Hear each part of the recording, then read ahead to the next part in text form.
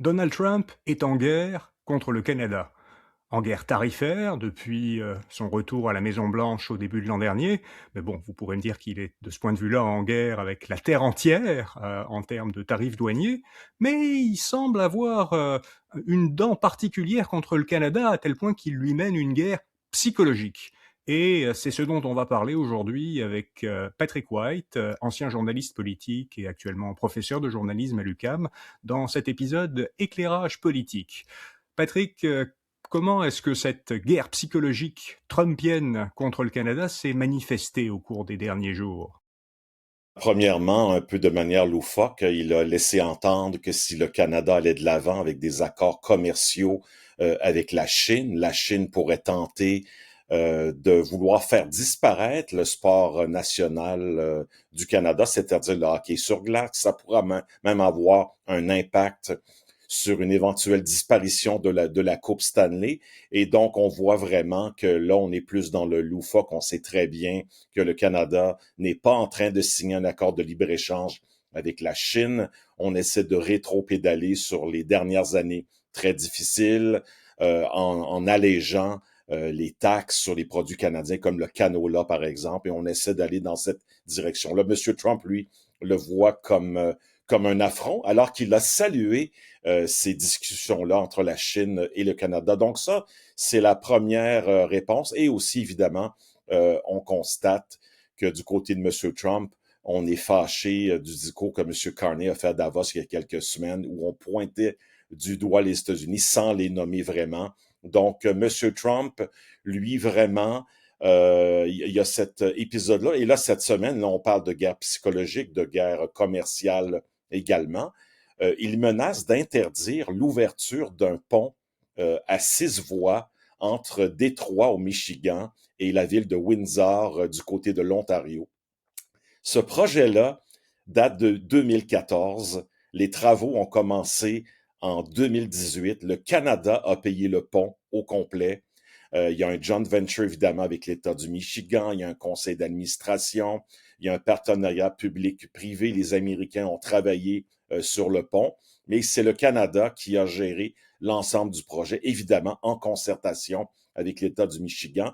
Et M. Trump n'était pas informé du dossier, ne connaissait pas les détails et il a dit tout et n'importe quoi sur le projet. Donc lui, euh, il est conscient que ce projet-là est en train de se concrétiser parce que le tunnel, pas le tunnel, mais le pont est prêt. L'ouverture se ferait dans quelques semaines. Donc, il veut interdire la libre circulation des biens et des personnes entre deux villes importantes. C'est des millions de voyages par année. Il y a déjà 2 autres ponts entre Détroit et Windsor. C'est vraiment le troisième lien entre les deux villes qui est attaqué entre les deux pays. Et M. Trump, dans ses publications nocturnes, là, ben, il attaque, en fait, il essaie d'empêcher l'ouverture de ce pont-là, alors que tout est prêt. Il a été dénoncé par la gouverneure du Michigan, par également l'autorité américaine du Michigan qui supervise les travaux avec le Canada. Cependant, les députés locaux au Michigan appuient M. Trump parce qu'ils sont républicains. Donc, on voit que cette guerre psychologique-là est loin d'être terminée. Évidemment, on dit à M. Carney, vous en faites pas, l'inauguration va se faire, écoutez pas M. Trump, parce que tout est prêt pour l'ouverture dans quelques semaines. Avant de revenir sur ce cas particulier, pourquoi, d'où vient cette obsession de Trump pour le Canada? Est-ce qu'il y a une raison particulière qu'on peut Ouais, ben, depuis identifier? 1 an, là, il s'est mis dans l'idée que le Canada pourrait faire un 51e État américain. Il dit essentiellement qu'on a passé notre vie à quêter les Américains, qu'on n'a pas besoin des produits canadiens aux États-Unis. Il a été très fâché du discours de M. Carney. À Davos, comme j'ai dit, il n'est pas content de la tournure des discussions commerciales avec la Chine. Il voit que le Canada se distance tranquillement des États-Unis, qui est son marché naturel, mais cette inimitié-là vraiment s'est développée gravement au cours des 12 derniers mois, et on peut imaginer que ça va se poursuivre jusqu'aux élections de mi-mandat, qui, je le rappelle, ont lieu au début novembre 2026. Dans à peine 8 mois, on est en élection de mi-mandat aux États-Unis. Donc, Monsieur Trump qui a pris le Canada en grippe et qui en rajoute presque à chaque semaine. Si c'est pas des tarifs, là, on parle vraiment de guerre psychologique. Quelle a été la réponse du Canada sur ces dernières attaques? Monsieur Carney a appelé tout de suite Monsieur Trump. Ils se sont parlé longuement cette semaine. On dit que c'est presque réglé le dossier. On a contredit toutes les faussetés de Monsieur Trump en lui expliquant que les Américains allaient être au rendez-vous, qu'ils ont travaillé sur les projets, qu'ils ont fourni de l'acier, qu'ils ont fourni des employés, que ça va aider énormément la fluidité du trafic du côté américain, du côté canadien. Et on explique également que c'est le Canada qui a tout payé 100% du projet. Alors, on a vraiment calmé M. Trump et on a l'impression que cette tempête-là va passer. Mais pour le moment, M. Trump pense toujours tenter de bloquer l'ouverture de ce pont-là entre, je le rappelle, Windsor, grande ville automobile canadienne, et Détroit, l'ancienne capitale américaine de l'automobile également. Alors ce contexte d'hostilité de Trump envers le Canada, ça cause de multiples préoccupations. Ça en cause notamment, et on en est moins conscient, peut-être ici, mais auprès des Américains qui ont des origines canadiennes, et qui se sentent un peu interpellés par ça.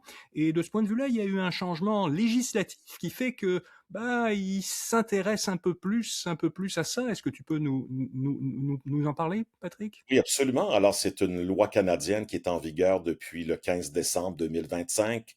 C'est une modification d'une loi sur l'immigration qui va permettre aux Américains qui sont capables de prouver leur origine canadienne ou canadienne française après 1947, qu'il y ait au moins un membre de la famille canadienne après 1947, donc de prouver la filiation canadienne. On va leur accorder la citoyenneté automatique pour le Canada.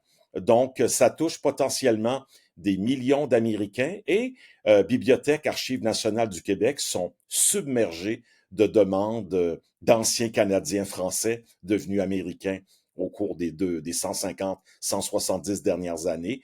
Donc, ils font des demandes pour vérifier les baptistères, les actes de naissance, la filiation canadienne pour tenter d'obtenir donc la citoyenneté canadienne qui est perçue pour un certain nombre d'Américains comme un plan B en cas de détérioration du climat politique qu'on connaît évidemment aux États-Unis depuis maintenant 1 an. Je n'ai pas bien compris si la loi, c'était à partir des origines à partir de 1947 ou 1847. 1947, donc il faut prouver qu'il y avait au moins un membre de la famille qui avait encore la citoyenneté canadienne en 1947. Et ça, si on prouve la filiation de sa demande avec un acte de naissance au Canada, qui peut avoir été avant 1847 pour les demandeurs, mais on doit prouver qu'on avait un membre de la famille qui était canadien en 1947. Et ça, je tiens à préciser, la raison pour laquelle j'en parle, Patrick, c'est qu'il y a 10 millions d'Américains qui sont d'ascendants canadiens-français, parce qu'entre 1840 et 1930, il y a eu une hémorragie incroyable de la démographie au Québec. Il y a 950 000 Québécois qui ont quitté vers les usines de la Nouvelle-Angleterre pour un avenir meilleur au plan économique. Et aujourd'hui, ces 950 millions de Canadiens français sont essentiellement assimilés et représentent un peu plus de 10 millions d'habitants aux États-Unis en 2026. Donc, c'est important et les demandes, si elles sont acceptées, on parle de plusieurs millions d'Américains qui pourraient être nationalisés d'ici les prochaines années. Mais le processus est complexe quand même et évidemment, encore un point d'interrogation par rapport à l'avenir des relations canado-américaines.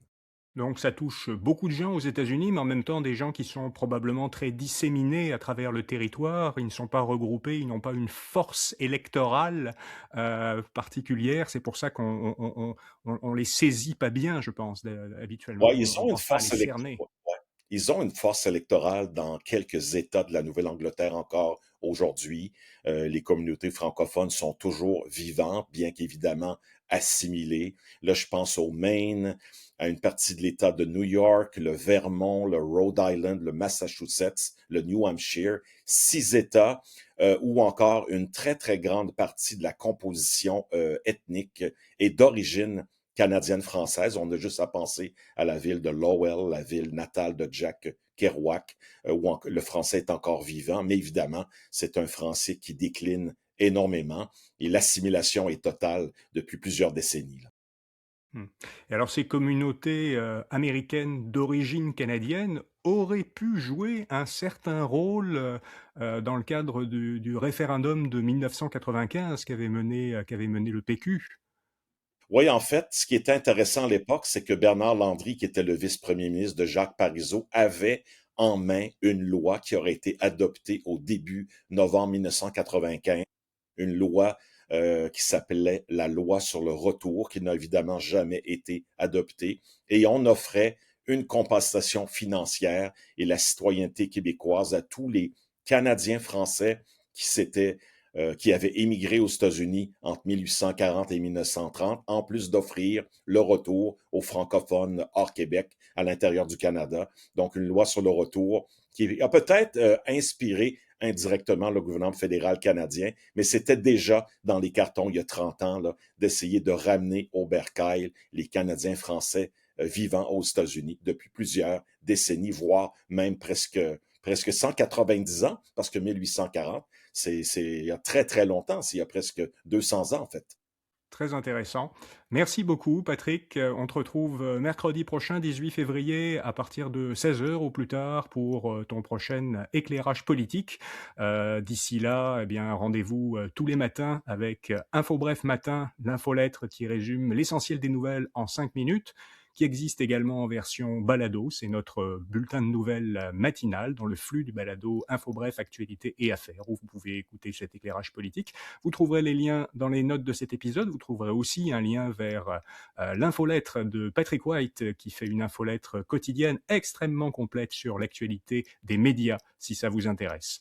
Merci beaucoup. À très bientôt.